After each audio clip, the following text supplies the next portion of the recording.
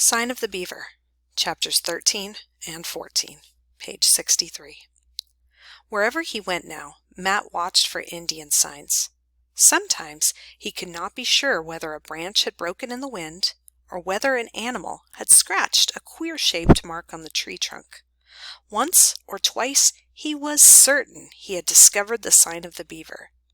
It was a game he played with himself. That it was not a game to Etienne, he was still to learn. They were following a narrow trail one morning, this time to the east, when Etienne halted abruptly. "Hist!" he warned. Off in the brush, Matt heard a low, rasping breathing and a frantic scratching in the leaves. The noise stopped the moment they stood still. Moving warily, the boys came upon a fox crouched low on the ground. It did not run, but lay snarling at them, and as he came nearer, Matt saw that its foreleg was caught fast. With a long stick, Etienne pushed aside the leaves, and Matt caught a glint of metal. "White man's trap," said Etienne. "How do you know?" Matt demanded. "Indians not use iron trap. Iron trap bad." "You mean a white man set this trap?" Matt thought of Ben. "No. Some white man pay for bad Indian to hunt for him. White man not know how to hide trap so good."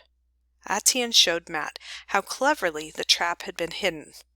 The leaves and earth mounded up like an animal burrow, with 2 half-eaten fish heads concealed inside. The fox watched them, its teeth bared. The angry eyes made Matt uncomfortable. "We're in luck to find it first," he said, to cover his uneasiness. Etienne shook his head. "Not beaver hunting ground," he said. "Turtle clan hunt here." He pointed to a nearby tree. On the bark, Matt could just make out a crude scar that had a shape somewhat like a turtle. He was indignant. "We found it," he said. "You mean you're just going to leave it here because of a mark on a tree?" "Beaver people not take animal on turtle land," Etienne repeated. "We can't just let it suffer," Matt protested. "Suppose no one comes here for days." "Then fox get away." "How can he get away?" "Bite off foot."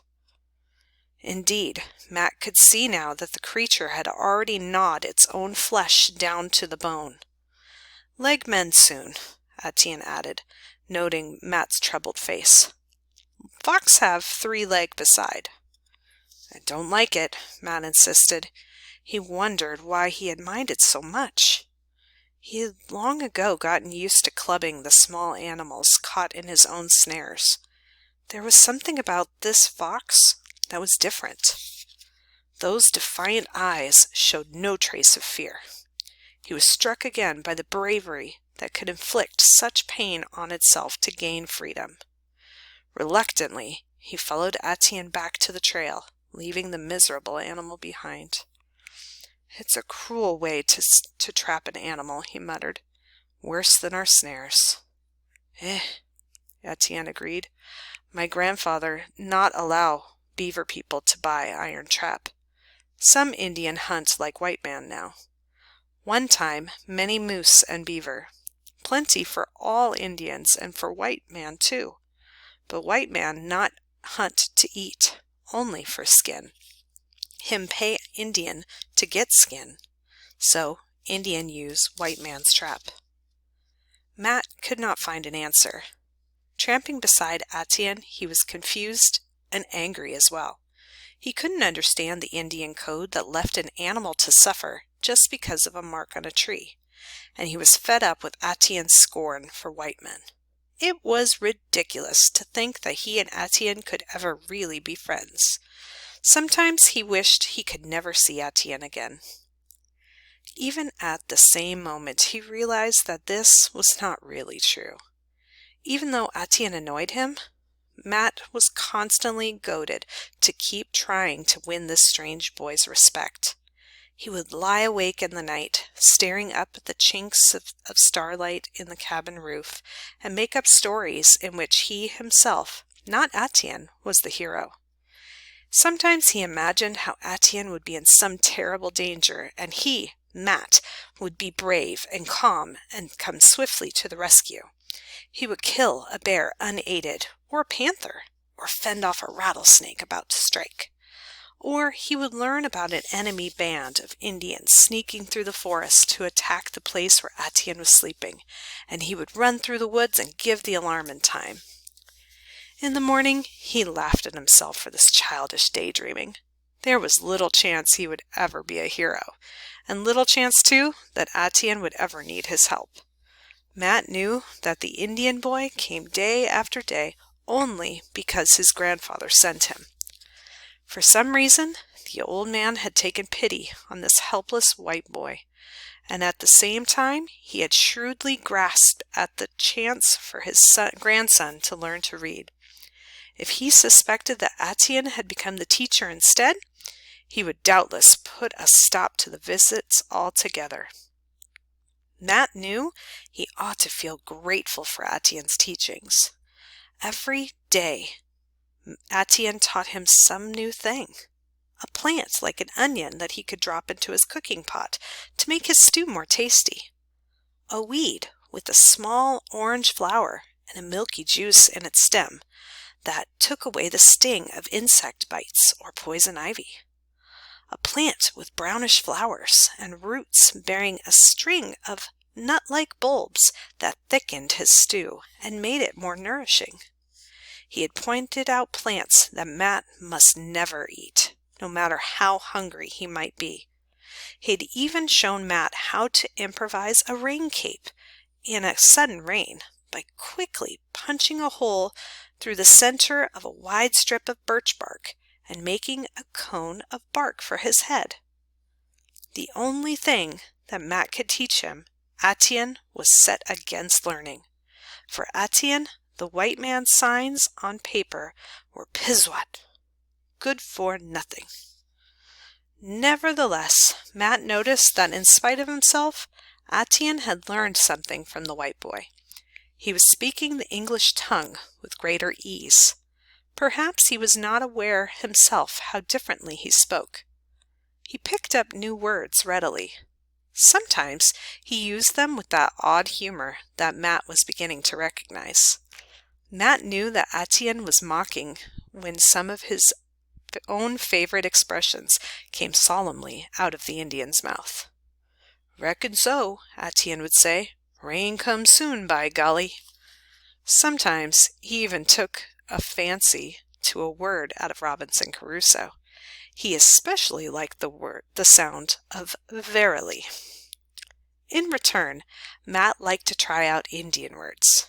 They were not hard to understand, but impossible to get his tongue around. He didn't think he could ever quite get them right, but he could see that though it amused Etienne when he tried, it also pleased him. "Cha qua, this morning," Matt might say, "I chased a cogbo out of the corn patch." He wouldn't add that he had wasted an arrow and watched the porcupine waddle off unharmed. Perhaps, after all, those lessons hadn't been entirely wasted. Chapter 14, page 68. Robinson Crusoe had come to an end. Matt had skipped more than half of it, choosing only the pages where there was plenty of action. Now he was sorry it had not lasted longer. Etienne also seemed disappointed.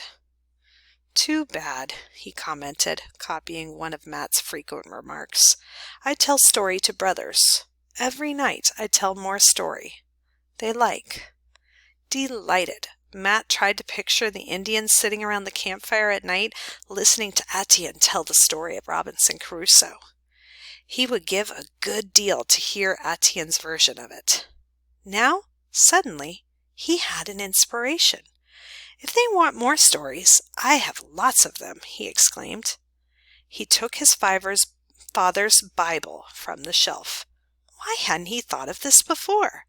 Why, there was Samson, David and Goliath, Joseph and his coat of many colors. They're even better than Robinson Crusoe, he promised. It really was true. The ancient Bible stories were filled with adventure, and they were told straight out in simple language that didn't need skipping. He began with the story of Noah, how God warned Noah that a great flood was coming, how Noah built the ark and took inside his family and 2 of every kind of animal, how they all lived in the ark safely while it rained for 40 days and 40 nights, how Noah sent a dove out 3 times, and when it came back the 3rd time with a twig of olive in its beak, Noah knew that the flood was over. Here, Matt looked up to see a grin on Atien's face. Beaver people tell story like that, he said. Very old story. You want me tell? Matt waited curiously. Very long time, Atien began, scowling as he tried to translate from his own tongue. Before animal was great rain. Water came all over the land. One Indian go to very high hill, climb very high tree. Rain many days. Water come up to the feet of Indian, but no more. Gulskaby bring 3 ducks to Indian. One day he let 1 duck go. It fly away and not come back. Other day he let another duck go. It not come back. Then last duck come back with mud in mouth. Indian know water go down. When water all gone, he come down from tree. He make grass, make bird and animal, make man and beaver. Man and beaver make all other Indians. Golly, said Matt, it's almost like the Bible story. Where did the Indians get it? Atien shrugged. Very old story. Indians take long time to tell. I not know white man's words. You told it fine. But who was this whatever you called him? Gulskaby, mighty hunter, come from north, very strong. He make wind blow, make thunder. He make all animal, make Indian. Matt was puzzled. He had heard that the Indians worshipped the Great Spirit. This Gulskaby did not sound like a great spirit.